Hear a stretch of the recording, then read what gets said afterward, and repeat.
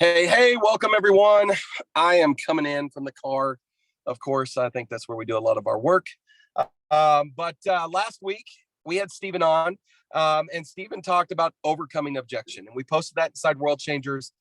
And I understand I was in Mexico, but I listened from the pool, and it was like a lot of things that Steven and I had talked about in the past, and I was like, crap, how do I forget this stuff? Why am I not using this on a regular basis? And I got so much value out of it. Steven was like, there's some other things we could do to build on top of that. And I was like, let's go. Let's do this. So Steven has hopped back on, and I'm sure we'll have more of you join. If you're catching the replay, if you have questions, drop those down below. And Steven and I will get to them, probably Steven more than me because he's the guy leading this. But we'll come back and we can answer those questions in the comments below, those that are catching the recording. And then those that are catching it live, if you have questions, we'll have time for that, right, Steven? Absolutely. Okay. I'm going to take the time real quick to also post this in Patrick's group, Team Rise Europe, and see if anyone from there wants to join us. Okay, so that sounds good. I am whenever you get going, I'm gonna make you spotlight as well, because I think that would just be a better. Sure, and I can do that, since if you made me host, I'll do that as well. So yeah, you do that. A training on flow state. Cool. All right. So I posted that there. So I'm going to spotlight myself for everyone, and we'll have a chat about this. So what we're going to talk today about is a flow state.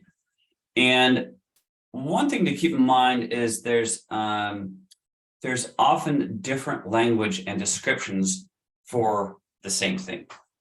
Okay, so I'm always looking for better descriptions and easier ways to think about something, so that I can how to put it. An airliner, as it's flying, spends 95% of its time off course. Okay, but it gets there because it course corrects very quickly. Does that make sense? It's like off course, always back. So I'm always looking for what things can I think about, what things can I check, how can I reorient myself so I stay on track more. Does that make sense? I've learned not to beat myself up when I'm off track. If I beat myself off when I'm on track, you're like riding in the ditch and hitting the oak tree. Okay, you don't want to do that. So how can we quickly reorient ourselves? And one thing I want to talk today about is a flow state. And there's a lot of great resources out there. I mean, if you go on YouTube and Google flow state, you'll probably hear all sorts of lectures and talks, a lot by a guy named Steven Keller. But here's what I want to describe it as. Flow state is something we are naturally drawn to, okay? A flow state is why we love to go see professional sporting events. Why? Because they're doing things that are very difficult, but they make it look easy. Okay, like, wow, do you see what he made it look effortless and they did XYZ? Or we go to a concert and they play this super complicated piece of classical music, but they made it look easy, right? And people, if you talk to them about their most productive and effective times in life, that's often one thing they'll include. They go, and it felt easy, right? So a flow state is a way to describe athletic performance or musical performance or business as well. Steven Keller, who's really studies this in great depth, he says this. He goes, executives, and think of yourself as an executive of your own business. He goes, executives who operate in flow are 500% more effective than other people, right? Who out there you'd like to be 500% more effective in your business? Well, of course you would. Does that make sense? So here's the interesting thing. As a Christian, the description of flow state is also the description, in my opinion, of operating God's kingdom. Okay. A flow state are 4 sequential steps, and we'll go over this over and over and over again. And likely you'll hear me talk about this over and over and over and over again. Why? Because it takes a while for people to sink in, right? One of my spiritual mentors, he taught on one scripture for 50 years. He's like, and people would ask him, why do you keep talking about this one scripture? Because when you get it, I'll move on to something else, but you're not getting it yet, right? So repetition is important. So flow state has 4 sequential steps, okay? And those sequential steps are selflessness. Number 1, selflessness. Number 2, timelessness. Number 3, effortlessness. Number 4, richness. Selflessness, timelessness, effortlessness, richness. So we're going to give a little bit of description, and then we're going to go into a little depth on them. Okay. So number 1, selflessness. Selflessness means to kill your ego. What do we mean by that? It means that you have you're very, very clear on where you get your value, and your value is not on your performance. It's not on other people's opinions of you. It's not on how institutions honor you, although those are all wonderful things, right? This is a bit of an individual thing, but you have got to get laser-like clarity that your value comes from something that is unchanging and solid. For me, as a Christian, my value comes from the fact that God loves me unconditionally. Okay. If I think that my ability to live a righteous life changes how much God loves me, well, then I don't understand God's unconditional love. I'll just put that out there. You can spend your whole life digging into that. So here's another way of putting it. Whatever can tell you what you're worth owns you and can put pressure on you, right? The pressure pulls you out of flow state. Oh, what if you fail? What if they don't like you? What if they reject you? What if your business doesn't work? What if it turns out to be another one of those things, right? Oh, you want to go for it? Oh, really? You're going to think you hit your rank this way? I bet you can't. Then you're going to be a loser, right? See, it's all, you have to have a very clear understanding of what is putting pressure on you. Does that make sense? Is there something putting pressure on you? If it can put pressure on you, it's because it has the ability to tell you what you're worth and it owns you. So they're the first place to kill us, right? If you want a biblical perspective, God's kingdom is 3 sequential steps also: righteousness, peace, and joy. Okay. And so a righteousness is like, I understand unconditional love, and so I can be bold. Okay. So flow state, selflessness, timelessness, effortlessness, richness. So the first one, selflessness, is to kill the ego, right? If you're building your business or anything else you want correctly, it should feel playful. It should feel playful. Okay. Now I'm not a big sports nerd. Like, maybe you talk to me about the UFC. Cool. Right. I don't even know, like, is it football season or baseball season? I think it might be football season. I think I heard some people talking about this, like, literally. I don't even know much about baseball either, but I'm pretty sure that if I hit the ball 35% of the time, I'm going to get big bucks. Is that right, Ryan? Raise your hand and wave at me if that's right. I'm going to be paid big bucks. But, well, 35% of the time, that's pretty lame. Perspective. How can I hit the ball 35% of the time? By being able to be wholehearted every time I go to bat. That makes sense? Not like the fact that I screwed up last time and I might miss it this time. Whoa, man, wrong headspace, right? the ego is getting involved, right? It's like I'm losing my mojo. Does that make sense? Why is it like the people who do well at these like golf or baseball or some of these really, really difficult things where you got to be on, man, they get the mental thing down. Does that make sense? They don't let the batter get in their head or well, the pressure of this. It's like you got to step in the selflessness first, right? So from selflessness, the next step is timelessness. Timelessness.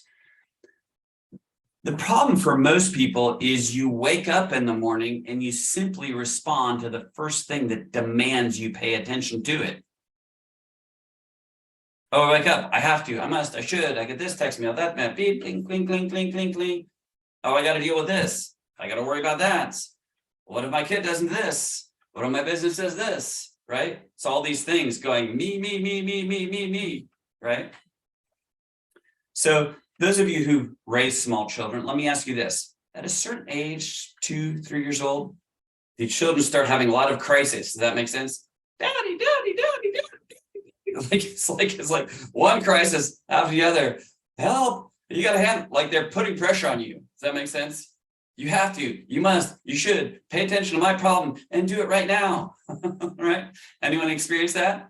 Right? It's like, man, when your kids are 2, 3 years old, know this, someone is getting trained. Make sure you train the kid instead of the kid train you, that he can put pressure on you and be in charge. Does that make sense? If you let your 2, 3-year-old run your life is a freaking disaster. Anyone agree with me on that? It's like, ooh, screaming maniacs, right? So understand, even languaging like this, man, I have to, I must, I should, right? Things are putting pressure on you, trying to dictate your focus.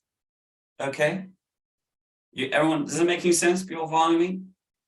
So you can't be effective in that place, right? You have to step into timelessness. What do we mean by that? It's like people suffer. Why do they suffer? They suffer because they're rehashing what happened in the past and still experiencing it. They suffer because they're extrapolating and making up worst case scenarios for the future and suffering that event as well. But they're not in the present. Does that make sense? And so sometimes you have to catch this, like, oh, I want to worry about this, and I have to think about that. And what if I don't handle this? Does that make sense? Right? Sometimes you just have to stand and go like this. You just have to stand there and go, sometimes you have to stand and look at these things in your life which demand your attention and go, no, no, no, no. Like, no. Sit down, hush. No, you may not bother me right now. A funny story. My kids are all, 3 of them 14 months apart, so they act like a little unit. Sometimes this can be good. Sometimes the synergistic impact can be bad. Anyone else experience this, right? They get into more trouble as a cohesive team. And I'm trying to watch a movie. My kids are small. I'm trying to watch a movie with my wife and not be bothered by latest drama. I literally told my children this. I go, if you bother me, someone better be bleeding. I better see blood. Does that make sense? Blood, right? So my daughter convinces one of the other children to pinch her hard enough. There's a tiny amount of blood. So that she can walk into the room because she's fulfilled the criteria for interrupting me. And so they can see what we're watching, right? Yeah. So that's what you have to deal with sometimes when your kids are small. But it's like pulling me out of timelessness, right? Here's when we talk about timelessness, here is one, when we talk about a flow state, there is, if you study people who are in flow, there's one thing they all have in common, and it's going to sound weird. It's called a hedonic calendar. Like a what? Yeah, a hedonic calendar. Hedonism, enjoyment, pleasure. Why? People who know how to get in flow state and stay in flow state know that the more they're enjoying life, it it changes their ability to operate at a different level. I'll give you some practical examples. One of my spiritual mentors has a very large international ministry and a large impact, does things on a high level. He says, if I have a problem in my ministry, step number one, I go fishing. That's the first step to problem solving, fishing. That looks irresponsible. You should be in the office worrying about it. He's like, no. He goes, if I sit on my fishing boat, I can come back with a divine solution. I cannot seem to get the divine solution sitting in my office being responsible. That makes sense? Another example for you. I knew a man who was a coach for high net worth families. So his job is to help these families be in flow. He says, I start working with these families. He goes, one of the first things I do when working with a new family is this. I try to convince them to take a week's vacation every 6 weeks. A week's vacation every 6 weeks. Initially, as people look at me like I'm a crazy person because we got stuff to do. Can't be like going on vacation every 6 weeks. You're crazy. He's like, hey man, you hired me to help you. How about you try it? Just try it. Okay. He goes, if they try it, invariably they'll come back from vacation and they'll be like, oh yeah, hey man. So there I was walking on the beach in Bimini, minding my own business, enjoying life. All of a sudden, ping. I stepped into flow and I got an outside the box solution and I just made $30 million off of it. Interesting. Timelessness, right? I heard of a person say that he goes, this guy, he works with another person at the same level in a company. He goes, walking by his office. He's there with his feet kicked up on the desk with his eyes closed. Looks like he's just daydreaming. And I go to complain to my boss. I go, all he does is daydream. He's never working. This is not even fair. And my boss is like, you do not mess with that guy. Okay. He daydreams. He just came up with an idea after daydreaming, saved us $50 million because you mind your own business. Okay. That makes sense. Because I'll give you a personal example, right? 2008, the world economy went in the toilet. My economy also went in the toilet, right? I went from making, nice, $12,000 every 28 days, checking the mail, whether it worked or not, to, well, I guess we won't be making the mortgage payment. We'll try not to get the car repossessed. Won't be making any credit card payments. Try and put food in the fridge level stress. Anyone ever been there? Like that level stress? Ooh, by the way, 2020, when everything started going south, I made a deliberate decision to step into flow instead of react to the environment. Okay. Double my income, worked half as much in 2020. Boom, because I could see the solution. Okay. So I ended up selling all of my furniture. I bought a 1973 Airstream travel trailer for $4,500. They're like, oh, that's a great deal. Yeah, maybe not. Like, I'll just say this. I know how to fix some things on an Airstream travel trailer that I never wanted to know how to fix. You understand? You follow me? Oh, Lordy. Anyone ever raise your hands if you've ever tried to fix trailer wiring on an older trailer? Was that enjoyable? Did you like it? No. Right. So I'm trying to fix trailer wiring on this, right? Spent 3 days on the internet crawling around in the dirt, literally, figuratively beating my head against the wall to solve this problem that had to be fixed. Had to. Does that make sense? Pressure. Finally, I'm at the end of my ropes. I'm like, I have to take a break. I have to do something enjoyable. I'm worn out. I said, I'm going to take a walk in the woods. 5 minutes into taking a walk in the woods, I did this. I changed my physiology, how you're standing, moving, breathing, going, you know what, God? You can handle this. The instant I did that, boom, into my consciousness dropped the schematic of exactly how to fix it. Instantly. I was furious. Why? I'm like, I could have done that 3 days ago. You understand? I didn't have to like suffer for 3 days. Right. And it's a process of learning. Stay in flow, selflessness, timelessness, effortlessness, and richness. It's like, oh, I'm struggling in my business. Okay. When's the last time you had fun? Did something that you enjoyed? Oh, I'm going to do that later after I've conquered the world. You're missing it. There's certain steps to being happy, and a happy brain will solve your problems 30% faster. It's like you can afford to be stuck. Okay. Right. You got to get in the flow. So selflessness, timelessness, effortless. Now, this is a very interesting one. The way I would describe effortlessness is this. Anyone ever get frustrated? How many people get frustrated, right? It happens a lot for a lot of people, right?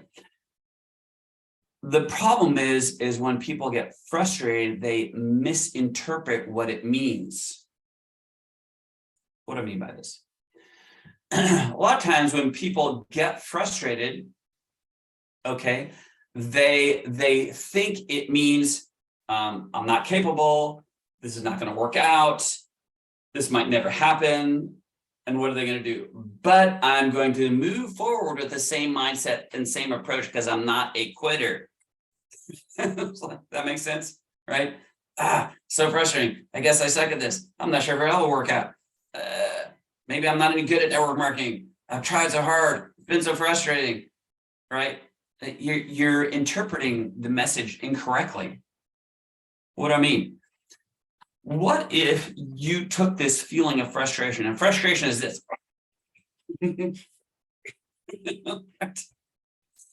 What if you took this message of frustration to mean this? What if you treated it the same way you treat the voice prompt on your GPS when you've missed your turn? What does the voice prompt say? It goes, make a legal U-turn. Make a legal. Why is it saying that? It's like, oh, you missed the best way, the easy way. The frustration means you're going down the wrong road. It could be easy, right? But you've got the wrong perspective. You follow me so far? Here's another way to put it. People get focused, super focused. I gotta fix this. I'm working hard, right? Being responsible. Right? Ryan, if you're doing this on something and you're like, man, I'm focused, working hard. I'm like, hey, Ryan, we're going to go hunting this weekend, or we're going to go play bowl, whatever you like to do. Hey, we're going to go do this fun thing. You want to come? You're like, no, man, I can't. Got some problems to solve. I'm being responsible, right? You understand what I'm saying? You think you're being responsible, right? No, you're not, right? When you step selflessness, timelessness, effortlessness, when you step and start enjoying life, you go like this, right? Figuratively, I'm hunched down, focused. Like, I need a world-class solution for my problem. Okay, so your solution is going to have to drop into this very narrow field of vision that you have right here. And I see the problem, though, is that your best solutions are in your peripheral vision. What do I mean? So I go like this. I go, you know what? I'm not on my own. God's partnering with me in life and business. Everything's going to turn out okay. And I all of a sudden I can see my peripheral vision. You see this? Like, number one, I'm changing my countenance, how I'm standing, moving, breathing. I can look up, I can look around. I take a deep breath because my nervous system's changed, and I can see to the side of me. And I'm like, oh, wait a second, man. I could do that. I didn't even think of that. Does that make sense? See? Click, solved. Selflessness, timelessness, effortless. I gotta why? Like, if it's not easy, then the results aren't going to be rich. And here's the thing: don't misunderstand flow state. Oh, you're just going to let it be easy? Yes, but the hard part is flow is not your default. Here's a scripture for you. The Bible says that we labor. You labor to do what? To enter into rest. You labor to enter into rest. Right? It's like, look at the children of Israel. Like, God told them, hey, super good news. I've given you this promised land. There's wells you didn't dig, houses you didn't build, vineyards you didn't plant, a land flowing with milk and honey. Sounds amazing, right? Now in Hebrews, in the New Testament, it says this. It says the children of Israel never entered into the promised land for one reason. They never entered into rest. Apparently it was super hard for them to do it, right? You follow, is it making sense so far? It's not the default. You have to discipline yourself, right? Here's another thing, a slightly different, we'll look at it from all sorts of different perspectives, okay? Here's another way to understand it.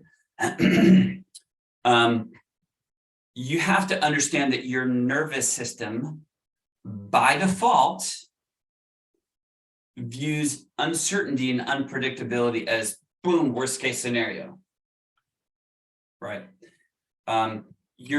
Certain aspects of your nervous system designed to help you keep you safe have one thing. It's like, don't do anything that's not certain. And if at all possible, stay in the cave because there's things in the bushes that are hiding there that are going to eat you if you step out into the unknown.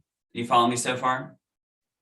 So if we don't discipline ourselves, we have this relationship with uncertainty and unpredictability that make us pull away from it.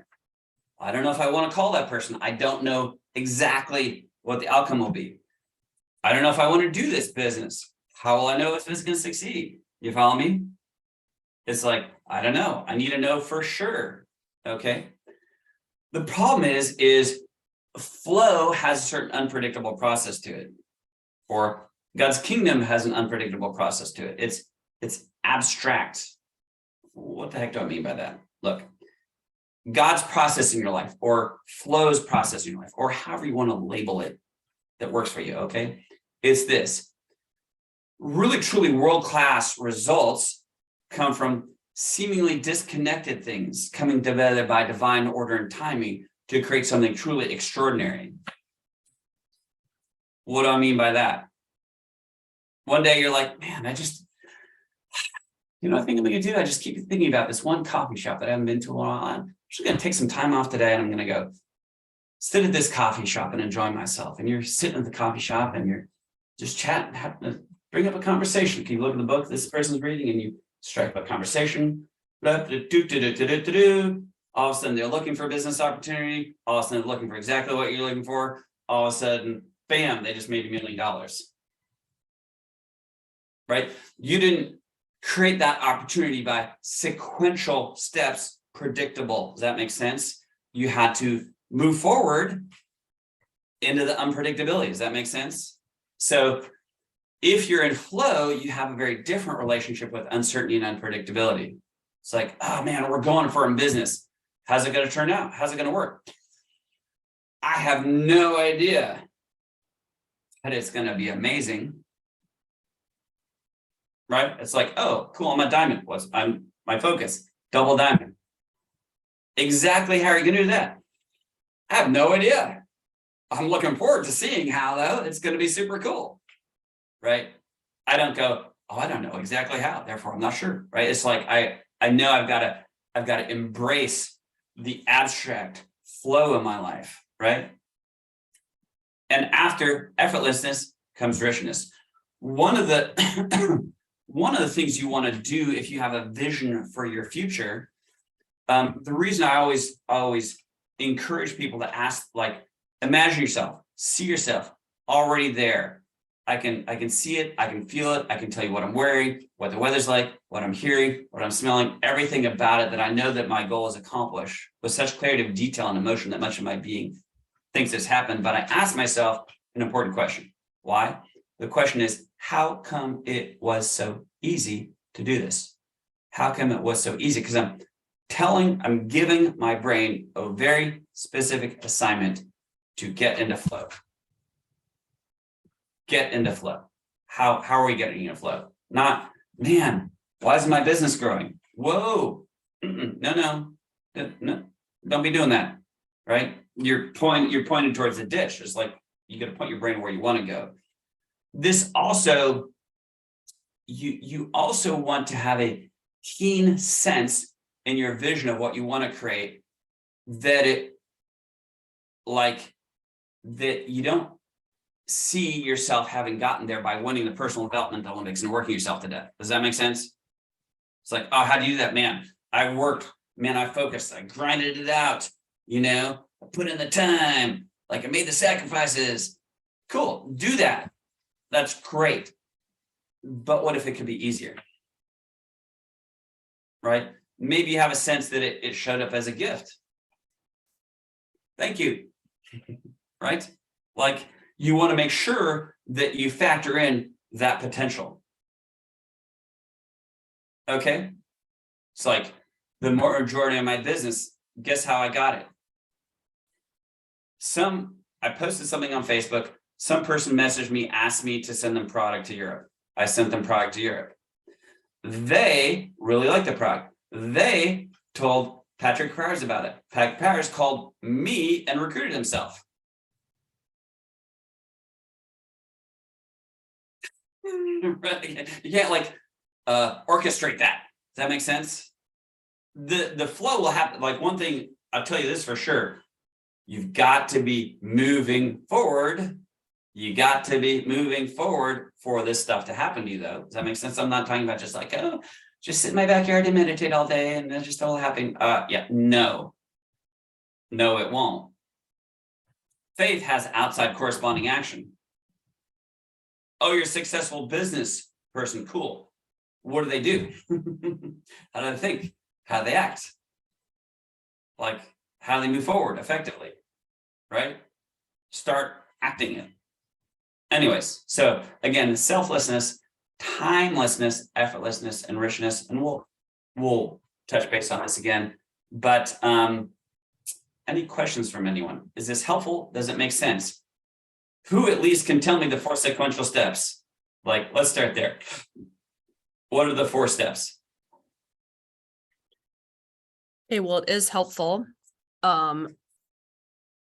I wrote down, so I'm at work, so I'm doing a couple things, but selflessness, timelessness, effortlessness, and richness are the 4 things you had.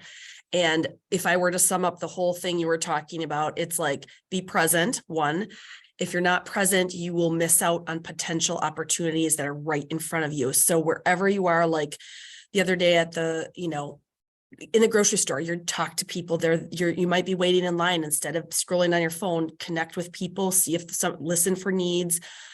You didn't say this exactly, but this is what I'm getting from it is you need to be present.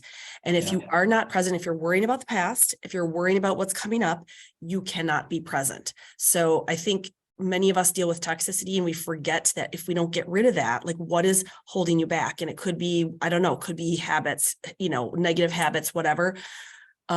So maybe changing what we're listening to right away in the morning, or, so you're always pumping your brain with positive things. And then when we're tempted to go back to that negative, because whatever outside influences, go back to the positive stuff that you need to go back to. So that's Good. what I'm getting from it while I'm multitasking. I like it. I'll reemphasize one thing. Okay. There's one question that you need to be answered in a powerful way in your life. That if you can't answer this one question in your life in a very powerful way, you are going to have a sufferfest your whole life. All right. Yeah. The question is this: where do you get your value? And I would say faith-wise, it's from God. So I would say from my faith. And that's so important, because if it's from other people, then when somebody's, this is happening right now, it's like when people are not respecting you, students, parents, administration, whatever, whoever it is, wherever you work. And that's happening in every area. And it's like when there's disrespect everywhere, you can feel like you're not appreciated. When you don't feel appreciated, you feel like is it because I'm not doing my job or whatever? Sorry about the bell. So I would say knowing that, and for people of faith, if they know where that comes from, and I would say that my value comes from God. Sorry. Yeah. Cecilia Joseph, Sorry. please come to the general office. Cecilia I don't think you can Joseph. hear me. Sorry. No worries. So I would say just knowing that, and but you can head knowledge know that, but I know from my experience, if there's something that you know for sure you shouldn't be doing, a habit, it could be negative thoughts, it could be just whining, it could be whatever. if we're choosing not to let go of that and move forward, it doesn't matter what trainings you're on. It doesn't matter what you hear. You will not be successful. So I've lived it too. And there's pockets of time where like we're successful. And then all of a sudden, like, why is nothing happening? It's because we are allowing ourselves to be, held back by maybe the past or whatever habit, or if it's a relationship, if it's like, you don't want to let go of something bad and you're not trusting that God has the best plan for you. So that's how I see it for me. And I bet you others have dealt with that too. I'll give you one insight. If you want to change a bad habit, step number one, don't put guilt and shame on yourself that you're still dealing with it. Right. Here's a way to observe more things in your life like a scientist and researcher instead of a judge. That makes sense? Mm-hmm. Man, I keep on doing that. Oh, interesting. What can we learn from it? How can we most easily solve it? Versus, God, why are you such a loser? That makes sense. It's like, it's a subtle difference, but doesn't make it's like huge different outcome. And it's like retraining our brain. I was talking about this on a live earlier on Facebook, a different day, or today, even like retraining our brain from whatever obstacles we see to say, oh, this is an opportunity and God is refining me. How can I make this, how can I look at this as an opportunity? Is it an opportunity for me to impact the people where I am? Is it an opportunity for me to choose the higher road and be mature in my response and not be snotty or not, not give in to the other ways that we could respond? Yeah, love it. Here's a simple way to say it is this. If you've experienced disappointment, tragedy, whatever, pain, if you can't answer what is the hidden gift in it, if you can't answer that question, you'll always be victim to it. I don't care what, like someone got raped. Okay. Well, that sucks. What's the hidden gift in it? Well, there's no gift in it. You better figure one out, unless you enjoy being held victim to that the rest of your life. And that sounds harsh, but it's like, you better come up with it. You better start asking the right questions, right? Mm-hmm. Focus, right? Awesome. Any other question, comments, helpful takeaways? Stephen, the last 2 weeks, and maybe this is just me, but you talked about it. It matters the questions that you're asking yourself, and and maybe it's something that I needed to hear, because of when I deal with issues, there's times I just ask questions that are honestly very negative and really stupid. I'm looking at it the wrong way. There's got to be a better way to ask a question to myself, and even not just a question, but self-talk. Like my self-talk can get pretty just gross, negative. Sure. And I think it goes back to that stemming. Well, why do I keep asking myself negative questions? I'm looking at I can't see past the bad in it, Yeah. Why is my business not growing? Exactly. Why is that the question I'm asking? There's got to be a better question than that. So here's one thing to remember, as a sports coach, that the state someone puts themselves in dictates their performance. Mm-hmm. Does that make sense? Yeah. Like you can look at two people and you can look at their countenance, how they're standing, moving, breathing, looking, and you can know which one's gonna score the winning points or not. That makes sense. Oh, and yeah. so we need to learn to do that ourselves. And I tell people the simple couple step hack to changing your emotions, your mindset, and your performance is this. Number one, kill guilt and shame. Like you got to kill it. Oh, I'm depressed. Okay. Don't put guilt and shame on yourself. Does that make sense? Right? Mm-hmm. Like just set it aside. Right?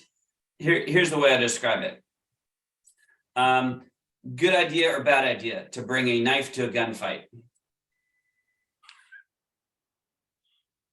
Bad news. Does that make sense? Mm-hmm. Bad news.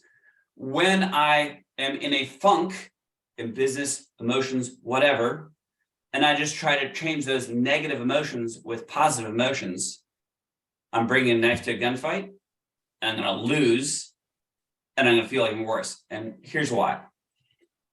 Most people, when they get in a negative state, anxiety, depression, whatever, they have the emotion, okay, but they don't notice that then they allow the emotion to inform their physical state.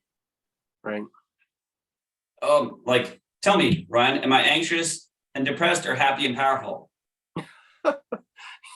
You're anxious and depressed. You're struggling. Yep. Powerful. No, that makes Right. great sense. I mean, that, and you brought it up because when we would be at the end of the game, I'm looking at body language constantly, like, man, who's confident here in what they're going to do? And that's who we're going to go to, not the guy that's looking at me like, oh, please don't give me the ball. Like don't put me in, coach. Don't I don't Right. Right. that guy. No. So what people don't understand is your physical body will produce a biochemistry that's in alignment with your physical state. Right? So if I do this, my body starts pumping biochemistry to my brain to help support anxiety. So I got the negative emotion of anxiety, I got the physical state of anxiety and the biochemistry, and I'm going to sit here. Oh, I'm just trying to be brave. Yeah, you're run over by like a Mack truck. Does that make sense? Right. And when you do, then there's more guilt and shame because you lost again. You follow me? Yeah. Right. Yep. I know a guy personally started a network marketing company. When I say personally, I've had private lunch with him. He started a company. From start to $1 billion in cumulative sales was under 5 years. Wow. That is the definition of butt kicking in business.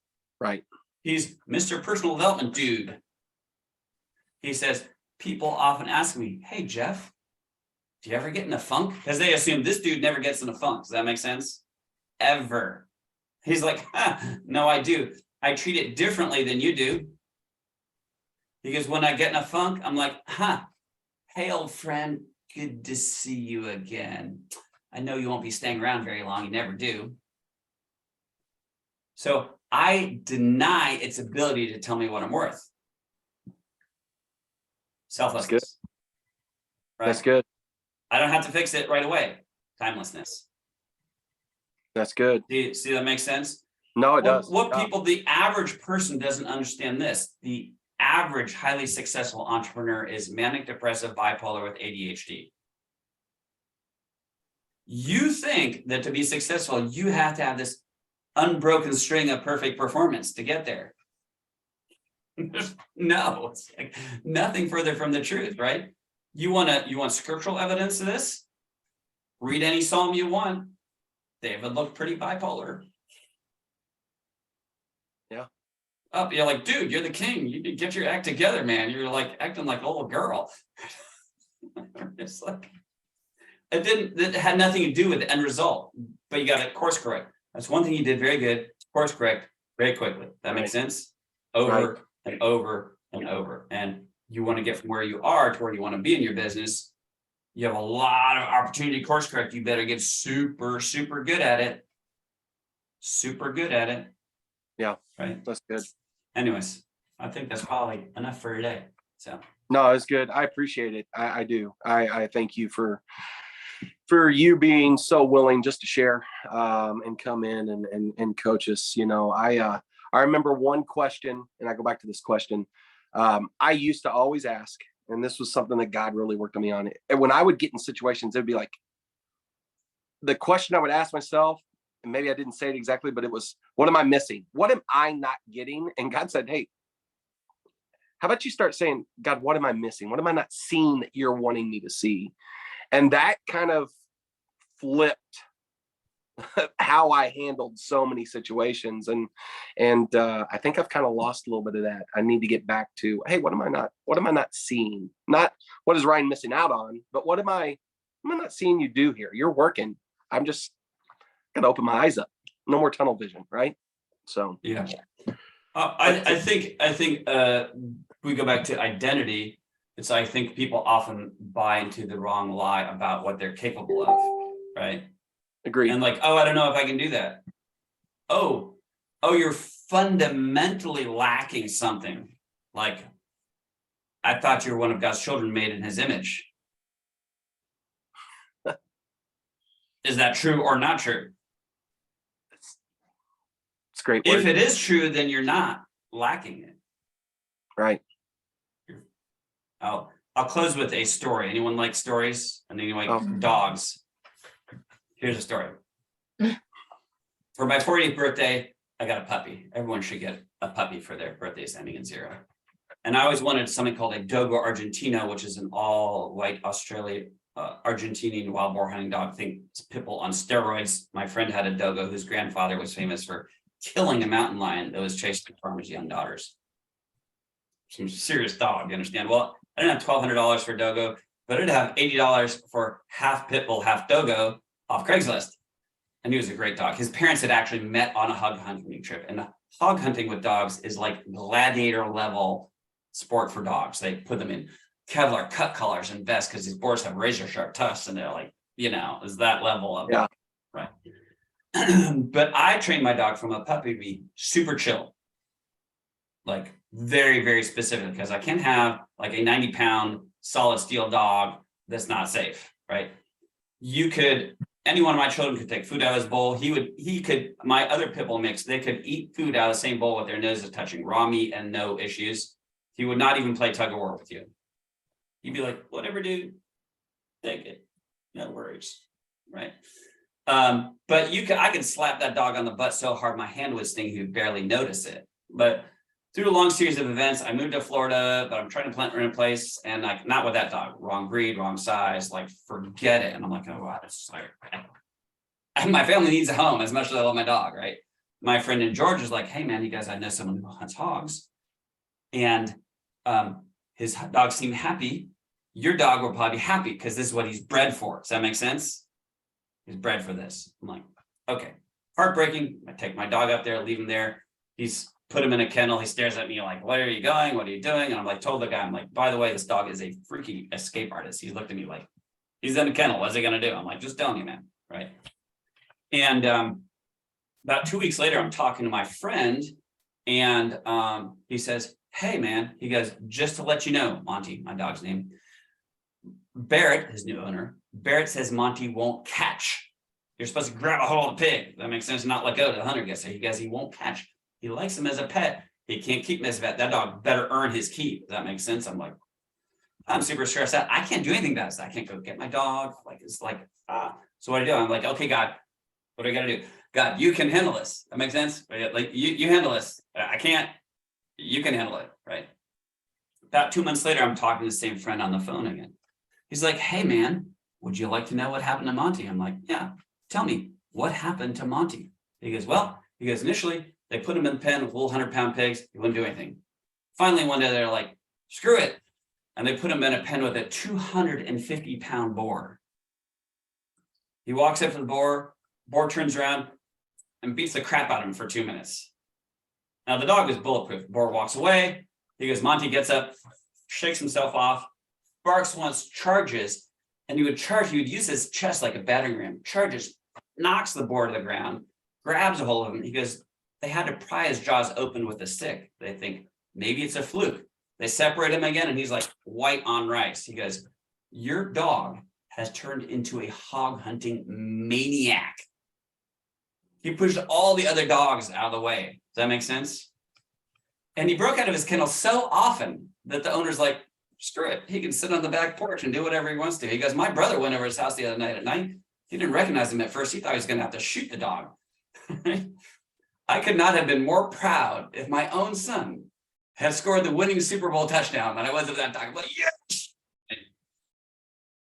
You understand, my Labrador that I used to own, Labradoodle I used to own, you're never teaching that dog how to hunt hogs. You pop bubble wrap and you're like, where's Mufasa? Upstairs, hiding in the bedroom. It's like, but the thing is, much of us have bought into a lie that we're not wired or built for something. But it's not true. Sometimes it takes like brutal circumstance to show you what you're actually capable of. And you're like, oh my God, I actually really enjoy this, the thing that I sucked at, you know? Yep. But you got to go back to, what is my identity? What is my original design? What's actually built into me? And move That's forward good. with that. So, That's good. Awesome. Thank you, sir. I You're appreciate it. welcome. Bless you guys. Have a wonderful week. All right, guys. We'll All see you later. I appreciate y'all hopping on, and I will get this posted inside World Changers. If you've got other people that need to hear this, tag them in. Right. Right. And I would say tag them in last week's call as well. I think that would be pretty important to go from one to the next. Perfect. All All right. right. Bless you We'll guys. see ya. Bye.